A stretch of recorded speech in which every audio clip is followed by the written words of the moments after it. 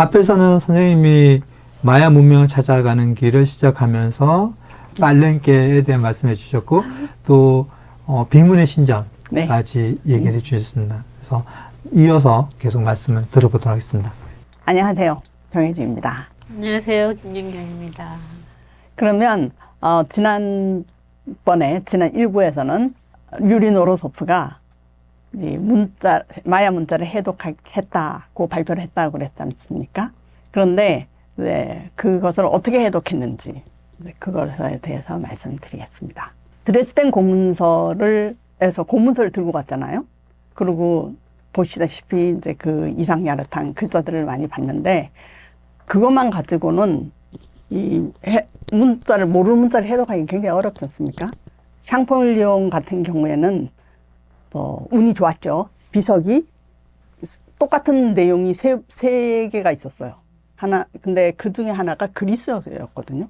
고대 이집터, 그리고 뭐 이집터, 그리고 그리스어가 밑에 있었는데, 그 샹폴리옹이 살 동안 살아있는데 그리스어가 통용되고 있었잖아요. 그러니까 그리스어를 먼저 해독하고, 이것이, 노로소프는 보니까 뭐, 그림 보고 그랬는데, 어떻게 해독의 길을 갈지를 몰랐을 거 아닙니까? 근데, 그, 마야의 그 고문서들을 다 불태워버린 이 원망스러운 신부가 있잖아요. 그 신부가 사실은 여러 가지 나쁜 일을 많이 했어요. 이 원주민한테 너무 가혹하게 한 거예요. 네, 너 스페인어로 너 하나님을 믿겠느냐? 그러면서 원주민이 무슨 소리인지 모르고 네. 그러면 그래 이제는 믿고 또 천당으로 가라. 그러고 죽이고.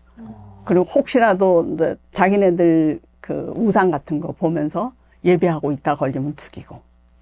예, 완전 공포의 대상인 거예요. 그래서 참다 못해 스페인 사람이 본국에 일렀어요. 그랬더니 저 본국으로 잡혀갔거든요. 가가지고 요런 글을 씁니다. 릴라시오네 델라스 코사 데 유카탄. 유카탄의 여러 가지 뭐 이야기들 그런 걸 쓰잖아요. 왜 쓰냐? 나 원주민 죽이지만은 않았고요. 이런 것도 했어요. 그리고 자기 업적을 보고한 겁니다. 근데 그 중에 마야의 알파벳이 있거든요. 알파벳이라 그러니까는 A, B, C, D가 생각나시죠? 그리고 이쪽에 그림이 있잖아요. 이 마야 문자가 조금 전에 살짝 봤지만은 그림 문자 같습니까? 아니면 우리나라 같이 음성 문자였을까요? 그림 문자 형태가. 다 그림이라고 생각하시죠? 네. 근데 보니까는 이러한 그림은 여기 보면 되게 웃기게 생겼잖아요? 근데 보니까 T가 써 있는 거예요. 트라는 발음을 한다. 여기 보니까 S가 있잖아요? 그러니까는 뭐 이쁘게 쓰여놨는데 요거는 L 발음이 난다. 그런 뜻으로 써놓은 것 같은 거예요.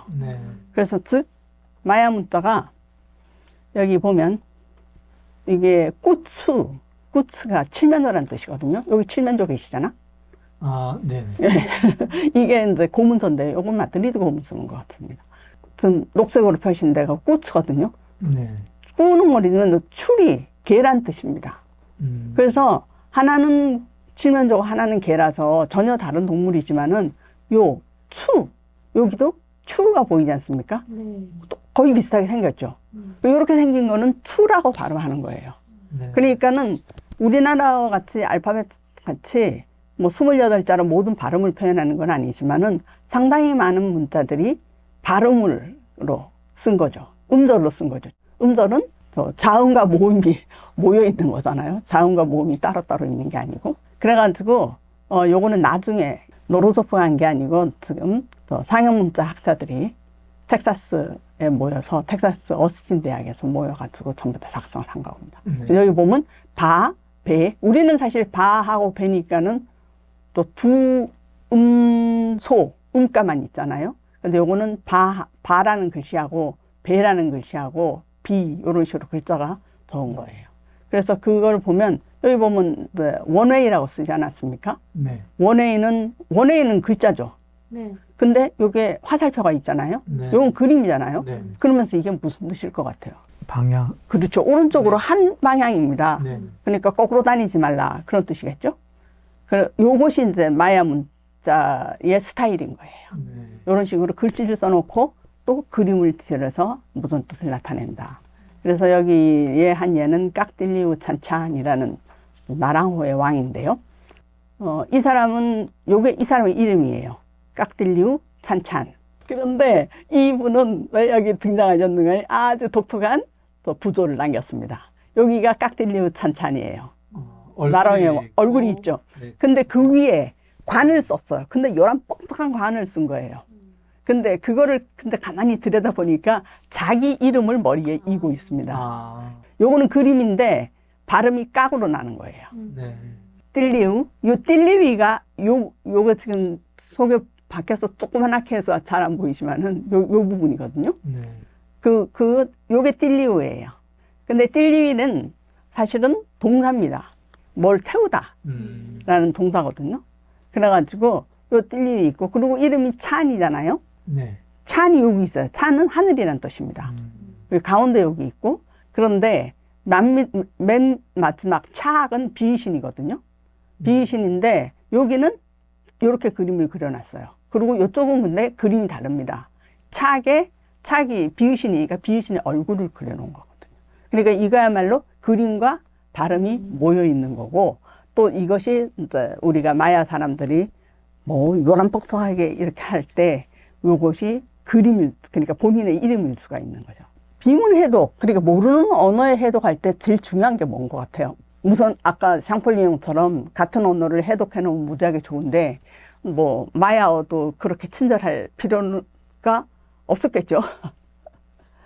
그래서 해석할 때 가장 중요한 것이 뭐 실마리가 되는 건 반복하는 글자가 나온 거. 네네. 요거는 지금 반복되고 있잖아요. 네. 그리고 문장이 어디서 시작하고 어디서 끝나는 줄 알아야지 할 거 아니에요. 그러니까 그걸 알아야 되는데, 여기는 보니까 똑같은 동사가 있잖아요. 이게 금성이라는 뜻입니다. 그리고 요쪽에 요거 시간 간격이거든요. 이건 숫자거든요. 간단한 숫자. 그래서 오늘 해석은 할 거 아니고, 요게 29를 표현한 거거든요. 여기 20은 이 자릿수예요. 그러니까 우리는 왼쪽에서 오른쪽으로 가면서 쓰잖아요. 그러니까 1300. 네, 그렇죠. 그러면 네. 앞에 1은 1000이잖아요. 네. 300은 300이고. 근데 요거는 여기서부터 아래부터 위에요. 그러니까 아래에서 위로. 그렇죠. 여기는 더 1, 2, 3, 4, 5, 6, 7, 8, 9, 10에서 근데 이 사람들이 20진법을 쓰거든요. 네. 그래가지고 여기 14예요. 근데 두 번째는 20에 20이잖아요. 그러니까 요거는 값이 하나, 둘, 셋, 넷이지만 여기는 20, 40, 80 이런 식으로 가게 되는 거죠. 그래서 보면 요렇게 써도 29지만은 요 자리가 20이니까 저만 하지만은 20이잖아요. 그래서 요렇게 쓰기도 합니다. 요쪽 왼쪽 20이에요.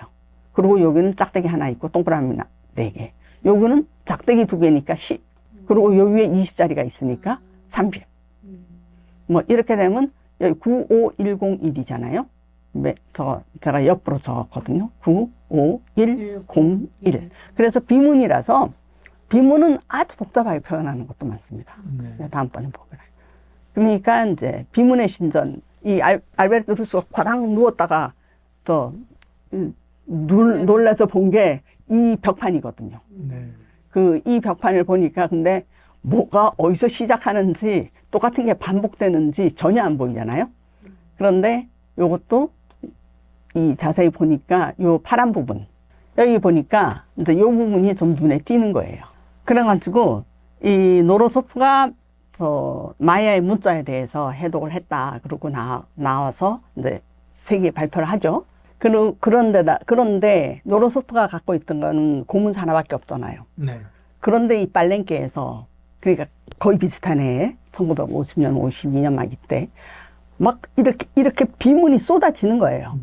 그리고 더 많은 것이 벽화와 함께 네. 있으니까 또 사람들이 더욱더 궁금하죠. 그래서 린다 실리라는 분이 남편하고 같이 언어학자도 아니고 이 금속문학자도 아닌데 예술 뭐 그런 걸 공부하는 분이었는데, 여기 와가지고 빨랭케를 보고 뿅 간 거예요. 너무나 멋있다. 그래가지고 연구해보고 싶다. 뭐 이렇게 해가지고 이 텍사스 어스틴에서 처음으로 이 그림을 막 복사한 것을 가져가게 됩니다. 그리고 이 주위 사람들이 점점점 늘어서 1973년 처음으로 빨랭게에서 빨랭게 라운드 테이블을 하기로 한 거예요. 원탁 회의. 그러니까 전 세계에 누구든지 와가지고 이 마야 문자 해독에 대해서 토론해보자. 그렇게 해서 그것이 이제 매년 있을 것도 좋고, 뭐, 한 해 걸러도 좋고, 뭐, 이런 것이 1973년부터 시작되거든요. 그래서 이제 여기도 유네스코가 지정한 세계 문화유적입니다. 그리고 이제 빨랭게에 모여가지고 매년 발표를 하죠. 그런데 지금부터 이제 노르소프와는 관계없이 이 텍사스 학파들의 이 노력입니다. 너무나 복잡하니까 여기에다가 이름을 붙였어요. 그러니까 여기는 하나는 숫자, 위에서 아래 내려가는 것은 1, 2, 3, 4, 5. 그리고 옆으로 가는 건 A, B, C, D, E로 한 거예요. 그러니까 요 부분의 글자를 말하고 싶으면 1A, 1A. 요 옆에 가면 1B. 이렇게 헷갈리게. 뭐 이런 식으로 붙여가지고 이제 연구하기 시작한 거죠. 여러분들도 지금 보니까 이 막대기 동그라미가 제일 편하잖아요. 네. 그래서 문장을 끊어야 되는데 어디서 문장이 시작되고 끊는가를 자세히 보니까 여기 보니까 이런 막대기가 있는 거예요. 숫자. 이것도 숫자. 그래서 비문 전체에 보니까 그 숫자가 중간중간 있는 것입니다. 그래서 숫자를 중심으로 번역을 하기로 번역이라도 해독을 해보려고 노력한 거예요. 그래서 맨 끝에도 여기 숫자 있는 부분, 오른쪽 T, 그러니까 1T잖아요. 네. 그리고 그 밑에는 두 번째 글씨, 요거 짝대기. 그래가지고 해독을 해보니까 요것이 날짜를 표현하는 숫자인 거예요. 네. 그래서 보니까 여기 메뉴의 숫자는 잘 나와 있어요. 여기. 근데 중간중간에 가보면 전부 다 물음표가 짠뜩이에요. 이런 건 이제 나중에 이제 다 해독을 합니다. 지금은 거의 다 해독했다고 그래요. 빨랭게는. 두 번째. 이게 아래 위로 있으니까는 상당히 불편하잖아요. 네네. 이 마야의 비문을 읽는 순서는 왼쪽부터 오른쪽이에요. 아. 오른쪽부터. 저 사람들이 세로로 돼 있으니까 오른쪽부터 했는데 사실은 왼쪽부터거든요. 그리고 왼쪽부터 오른쪽이고, 그리고 독특한 것이 또 어떻게 찾았는지 모르지만 두 줄씩 나갑니다. 여기가 지금 두 줄이잖아요. 네. 그러니까 우리 같으면은 만약에 우리 한국도 옛날에는 세로로 읽었잖아요. 네, 더구나 오른쪽에서 왼쪽으로. 네. 주르륵 한 줄인데 마야 비문은 왼쪽에서 오른쪽으로 가면서 A, B, A, B, A, B 이렇게 두 개가 붙어 있는 거예요. 그러니까 1A, 1B를 읽고 그다음 2A, 2B를 읽고 예, 3A, 3B를 읽고 예. 쭉 하면 이제 1C, 1D. 그렇죠. 2C, 2D 이렇게 그거를 찾아낸 거예요. 특이하네요. 그렇죠. 루틴을. 루틴을 발견하고 그 다음에 여기가 숫자잖아요. 근데 린다 실리 이런 사람들이 전부 다 그렇게 하니까 복잡하니까 글씨를 전부 다 비문을 원문은 여기 놓고 오른쪽으로 이렇게 가로쓰기를 해본 거예요. 그러고 보니까 날짜의 거리. 그러니까 80일 후에 누가 왔다. 뭐 이런 식의 표현입니다. 하여튼 보니까. 그리고 두 번째가 나오는 것이 우리는 주로 한국 사람은 끝까지 말을 들어야 된다. 문장이 끝날 때를 기다려서 말을 들어야 된다는 말이 옛날에 있었어요. 지금도 통용되는지 모르지만은. 왜냐하면 한국 사람은 어떻게 어쩌고 저쩌고 어디 가서 추워서 어쩌고 그래서 결국은 뭔데? 그래서 밥도 못 먹었지. 동사가 맨 끝에 나오는 거예요. 그러니까 끝까지 들어야지. 그래서 어쩌겠다. 근데 마야 거는 문장은 딱 이 날짜 또는 시간의 간격 후에 나오는 게 행동이에요. 동사입니다. 그리고 동사를 보니까 비문이니까 누가 태어나서 누가 왕에 올랐고 누가 그 사람이 어떻게 죽었고 이런 것이 이제 많이 나오리라고 생각했는데 실제로 그랬어요. 그렇게 해가지고 이 비문을 이게 1973년도에 발표된 거거든요. 그러니까는 한 20년 후부터 이제 본격적으로 나오기 시작하는 거죠. 이 빨랭게 비문이 아무래도 그 묘지, 예. 무덤이었으니까 선생님 예. 말씀대로 그런 기록들이 이렇게 누가 언제 태어났고 어떤 그렇죠. 일을 했고 누구 그런 게 아, 그런 형태로. 예, 그 속에서 이제 이게 음절 문자니까 빠까리라고 읽을 수가 있었던 것이. 그래서 우리가 본 이 사람이 드디어 본인의 이름을 갖게 되었죠. 그리고 이 비문은 아버지가 시작을 했는데 저 중앙 돌판 그리고 양쪽 서쪽에도 있어요. 그렇게 해서 아버지가 이제 빠까리 본인이 잘난 관계로 그 자기의 태어난 거, 자기가 한 일, 그리고 자기가 누구한테 왕가를 예방 이런 자세한 걸 다 비문에 남기고, 네, 그 무덤도 사실은 빠까리 자기가 시작한 거예요. 그런데 그 무덤도 굉장히 독특한 것이 도대체 움직일 수가 없잖아요. 꽉꽉 차 있잖아요. 그래서 무덤을 먼저 조성하고 그리고 피라미드를 세운 걸로 추정합니다. 그런데 그 무덤을 세우면서 아들이 이제 물려받아요. 아들이 깐발람인데요. 이 아들은 이 광개토대왕과 장수왕이야, 완전히. 광개토대왕은 이제 잘난 일을 하고 이제 보다 죽으니까 장수왕이 잘났지 않습니까?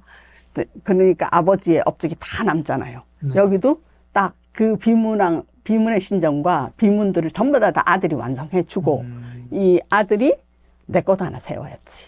그리고 이 트리플, 이 해신전과 십자신전과 입달린 십자신전, 이 이름은 발굴자들이 붙여놓은 겁니다. 요게 세 개가 모여있는 요 신전을 개축해요. 요것이, 그쪽에 가서, 요쪽이 십자신전에 올라가는 거거든요. 그러니까 여기는 그야말로, 올라가면 요런 집이 있어요. 이게 각각 다른 집이 아니고 같은 집인데 제가 요쪽으로서 한번 찍고 요쪽으로 한번 찍은 거거든요. 네. 그래가지고, 이거야말로 비문을 모은 신전이에요. 근데 저게 비문이에요? 네, 비문이에요. 그런데 아까 빠깔하고는 전혀 상관없는 새로운 비문입니다. 그런데 요거는 제가 너무나 감동해서 열심히 찍었는데, 현장에 있지만은 가짜예요. 왜냐하면 진짜는 여기 있습니다. 박물관에? 예, 중앙박물관, 국립중앙박물관은 아니고, 거기 이름이 달라요. 우리나라 치면 이제 격은 국립중앙박물관인데, 거기는 인류학 역사박물관. 그래서 저쪽에 있는 이제 세 판이 갈라져 있잖아요. 그리고 가운데 있는 것이 십자가, 이렇게 십자처럼 보입니다. 그리고 오른쪽, 왼쪽이 비문이죠. 이건 그래서 훨씬 이제 해독하기가 쉬웠어요. 시작을 여기서부터 하니까. 금방 할 수 있지만. 요것이 십자신전. 이것도 이제 아까 얘기했던 두 칸 읽고 아래로 이렇게 예. 가는 건가요? 그리고 사실은 아까 중앙판이 상당히 어려웠던 거예요. 네. 여기 보면 요게 좀 크지 않습니까? 네. 크고 여기 보면 그 밑에 두 개가 쓰여 있어요. 첫 번째 글씨는 크고 한 개밖에 안 쓰였거든요. 근데 그 밑에는 더 작게 두 개가 쓰여 있는 거예요. 그래서 보니까 이거를 이 사람들이 쉽게 알 수 있었던 것이 왼쪽부터 오른쪽으로 이쪽이 문장이 시작하는 거구나. 그리고 문장이 시작하니까 두 줄을, 우리도 제목 같은 건 좀 크게 달아놓잖아요. 그리고 그 밑에 보니까 두 개씩 붙어 있는 거예요. 그래서 요렇게 읽는가 보다. 그리고 읽는 것을 작성을 한 겁니다. 그리고 이 내용, 빠깔은 그렇게 해서 자기의 업적이랑 그런 거 했는데, 아들은 도대체 뭐 하고 싶어서 이렇게 거창하게 세계를 세웠을까. 그러고 보니까 요거 보면 왼쪽 부분이거든요. 네. 여기가 깐발람 아들입니다. 그리고 여기서 보니까 8501이 지난 후 태어났어요. 요 태어나다라는, 나다라는 동사 있잖아요. 네. 그리고 네 번째 하오, 여덟 번째 꿈꾸, 10전 박눈이 끝난다. 뭐 지금 이게 무슨 소리인지 하나도 모르겠죠. 요거는 다음번에 할 예정입니다. 근데 중요한 건 요거예요. 8.5.0이잖아요. 네. 요거를 환산하면 이 숫자가 지난 후잖아요. 이거는 날짜가 달력이 아니고 요 간격인 거예요. 그래서 여기 보면 띠띠뚜뚜 여기 또 한 번 나타나요. 1, 5, 1이 지난 후 아궁이가 바뀔 때 하늘에서 돌을 놓고 뭐 G1이 나타나고 어떠고 13박둔을 완성하였다. 뭐 이런 식의 내용이 나오거든요. 그래서 이 내용을 보니까 내용 해독은 어떻게 하는지는 다음 주에 하겠습니다. 다음번에 하겠습니다. 여기 내용이 제가 세 개의 비문을 왕창 줄여서 한번 써봤어요. 기원전 3121년 12월 7일. 올메카 영양까지 합해도 1500년이거든요. 그런데 여기는 무려 3000년이에요. 그리고 빨랭이에 쳐다보면 싹국 충녀가 태어났대. K신은 이게 창조신입니다. 남쪽 하늘을 세우고 우주의 기다림을 기다렸다. 이건 누가 좋아할 것 같죠? 7년 후에 기원전 3114년 8월 13일에 13박돈을 채웠다. 여기 이게 창조의 날이 채웠다고 해서 이게 창조의 날이거든요. 근데 기원전 3114년 창조됐는데 여기 앞은 발렌케의 첫 어머니는 언제 태어나셨습니까? 3100. 더 오래. 훨씬 그러니까 이거는 우리 세대의 얘기가 아니고 다른 그전 시대의 이야기인 거예요. 그 다음에 542일 후에 첫 번째 신 하늘에 들었다. 여기 지금 G1, G2, G3은 이제 갓 1번, 갓 2번, 갓 3번이라고 자기네들이 그냥 붙인 거예요. 그래서 보니까 2360년. 그래서 지금 3명의 신이, 이게 삼위일체 신입니다. 네. 3명의 신이 이제 빨랭케를 돌아와가지고 이 때때때때 빨랭케의 성스러운 군주인 우키스찬이 태어났다. 이게 첫 번째 이 왕인 것이에요. 1300년. 그리고 여기도 보면 또 이 시간 간격이 있습니다. 1330년 12달 2일이 지난 후 8월 13일에 빨랭 덩덩. 그러니까 이 내용. 그래서 양쪽의 비문은 창조의 시간과 순서가 쓰여 있고 가운데는 세계나무가 있으며 왼쪽에 메뉴에 시작하는 문자에서 최초의 날 딴딴딴딴 8, 9, 18책 기원전 3121년 12월 7일이다. 이어서 첫 아버지가 어머니가 태어난 것을 기록하고 있다. 이런 내용인데요. 이 내용 자체가 그러니까 옥수수신 요 가운데 있는 그림만 따로 뽑은 거거든요. 네. 그래서 십자가가 있는 곳이 지금 옥수수신이잖아요. 우리 혹시 지난번에서 옥수수신의 탄생이 생각나세요? 네. 옥수수신이 하늘에 움직여가지고 이렇게 은하수가 쫙 이렇게 쓸 때 맞아요. 돌이 세 개가 놓이고 거기서 태어난다 그랬잖아요. 그러니까 그것이 이사빠에 있었는데 그 내용이 바로 여기 있는 거예요. 이사빠는 먼저 있었던 유적지고 근데 이쪽이 채택을 했는지는 모르지만 그래서 이 부분이 십자로 보이는 여기가 은하수이고 이것이 황도를 의미합니다. 그리고 거울의 신은 보는 거울의 신이라고 그랬는데 여기가 옥수수 요 머리 있잖아요. 얼굴이 보이죠. 옥수수 알갱이인데요. 사람의 머리예요. 그래서 이제 옥수수가 여기 자라는 거죠. 그리고 마지막은 해인데 해는 지하 세계의 해를 말하는 거거든요. 지금 밖에 있는 해가 아니고 밖에 있는 해는 우리 신이 직접 우리를 비추는 거고 해가 떨어지고 나서 지하 세계로 떨어지고 나면 그 해를 다시 태어나게 해야 되잖아요. 네네. 그래서 여기 그렇죠. 요 해는 왕입니다. 그러니까 지하 세계에 들어와서 다시 태어나야 할 왕. 그래서 여기가 유일하게 칼이 두 쪽에 있는 것이죠. 그래서 이 똑같은 내용을 제가 조금 친절하게 조금 더 기원전 3122년 6월 6일 창조신이 나타났고 남쪽 하늘을 세우고 우주의 기다림을 기다렸다. 이거는 완전히 이 하늘의 움직임 그러니까 별자리를 보면서 쓴 이야기인 것이에요. 마침내 21일 기원전 3121년 땅땅땅땅 빨랭케 서더머니 작국 숙녀가 태어났습니다. 그리고 여기 숙녀가 태어난 지 2800번 네 번째에 8월 13일 시단박돈이 완료되었다. 새로운 박돈이 시작된 후 542일 은하수가 가로로 펼쳐지는 시간이 되자 창조신이 움직이기 시작했다. 이거 완전히 별자리가 움직이고 있는 모습이죠. 그리고 띨띨띨띨 해서 세계나무를 일으켜 북쪽 하늘에 집을 세웠다. 이런 것이 비문의 내용입니다. 지원으로 바꿔서 이렇게 271만 1440 이런 것이 지금 20진법으로 쓰여 있거든요. 네. 그래서 제가 계산기를 두들겨 가지고 더 환산을 해 놓은 거예요. 날짜도 그렇고 전부 다. 근데 되게 어렵게 보이지 않습니까? 여기도 보면 기원전 지나고 2만 몇천이 이거 정말 어렵게 보이잖아요. 저도 상당히 머리를 굴려가면서 열심히 계산해서 이거 맞는가 하고 또 계산했는데 놀랍게도 여기 있는 비문에 있는 날짜가 정말 딱딱딱딱 맞는 거예요. 하나도 안 틀렸어요. 그래가지고 이 인간들은 나는 계산기를 동원했는데 무슨 제대로 이십진법을 계산했는지 모르겠습니다. 이 기원전 2305년 8월 13일 815살에 삭북숭녀가 첫 번째 왕이 되었다. 그러니까 아직도 기원전 3114년에서 그러니까 그거는 시작되었군요. 첫 번째 왕이 되었다. 그러니까 이 비문 자체가 무엇을 의미하는 거라고 생각이 되십니까? 신화 얘기를 하고 있는 그런 느낌도 들어요. 네. 그런데 정말 너무나 거창하잖아요. 이 우리나라 고려를 무너뜨리고 이시왕조를 개설할 때가 집권을 하고 나니까 새로운 나라를 세우고 나니까 정말 이시왕가가 좀 위대해 보여야 될 거 아니에요. 그래서 세종대왕이 한글을 창제하고 나서 제일 먼저 쓴 것이 한글로 쓴 게 용비어천가거든요.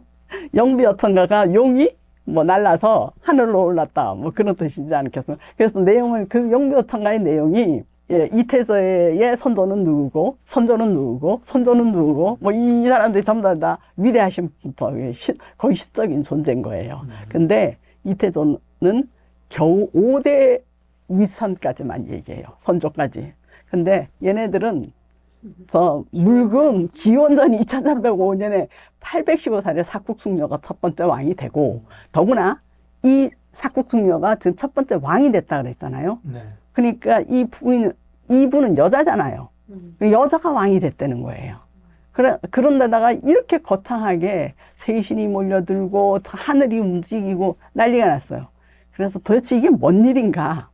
그리고 살펴보니까 요거는 조금 이따 다시 되돌아오겠습니다. 요 부분. 이 하얀 저 궁전이 있었잖아요. 네. 그 궁전의 이 옆에 쪽에 가장 긴 회랑이 있는 그쪽에 있는 그 구조입니다. 네. 그래서 요게 책갈피에 있는 거고요.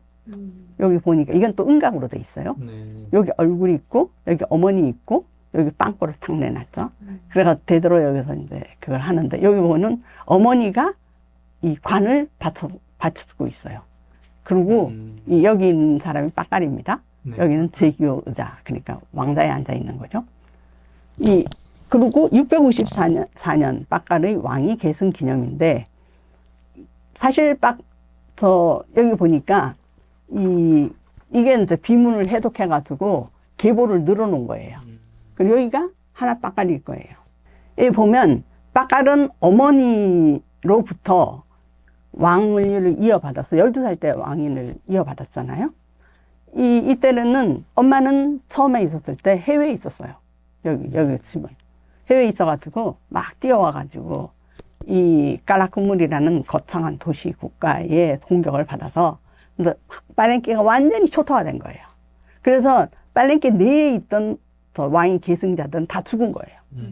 그래서 보니까는 딴 나라로 시집간 이 빡깔의 어머니께서 아들을 하나 키우고 목숨 하나 부졌다 그래서 데리러 간 거예요. 그래가지고 이 엄마가 지휘하고 12살의 아들이 통제를 하려니 그리고 여기가 마야가 도시국가잖아요. 여기 하나 있고 저기 하나 있고 여기 유럽도 전부 다 보면 조그마한 도시국가잖아요. 나중에 보면 전부 다 패밀리 아닙니까?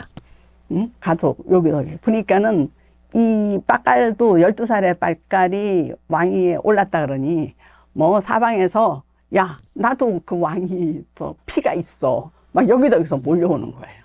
그래서 어머니한테 물려서 받은 것을 정당화해야 되고 그리고 이 왕권 강화를 해야 되잖아요.